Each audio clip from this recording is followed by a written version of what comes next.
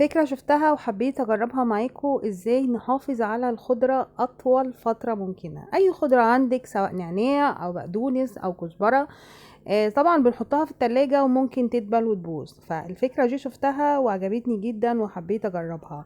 برطمان، اي برطمان عندك كبير، باخد الغطا بتاعه واحطه بالشكل ده، وكوباية بلاستيك، كوباية ازاز اللي عندك وموجودة، بحط فيها مية بس تكون مفلترة، يعني مية بالفلتر او مية مغلية وتسيبيها تبرد. بحطها في الكوباية واحط الخضرة فيها، سواء بقى بقدونس، انا هنا عندي بقدونس عايزه احافظ عليه فحطيته في الكوبايه بالشكل ده. وبعد كده بحط البرطمان بالمقلوب زي ما انتوا شايفين كده، بدخل الخضره جواه واحطه في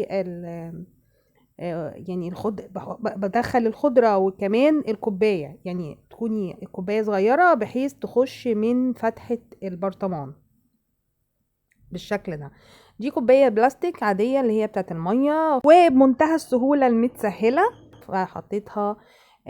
بحاول ادخلها ودخلت معايا بالشكل ده. وبعد كده بقفل البرطمان كويس واحطها في التلاجة مقلوبة بالشكل اللي انتوا شايفينه ده.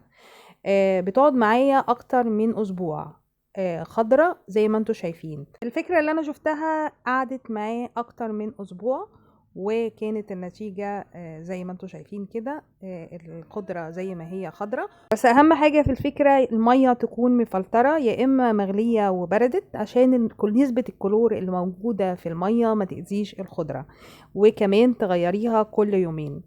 اهم حاجة ان احنا الخضرة بنستخدمها كتير، بس اللي بنستخدمه وبيقعد بنحب نقعده فترة النعناع.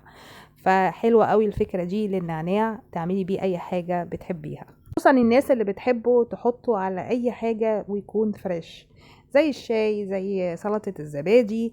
قولولي في التعليقات بتحبوا تحافظوا على الخضرة ازاي. كانت معاكم مها القناوي، مع السلامة.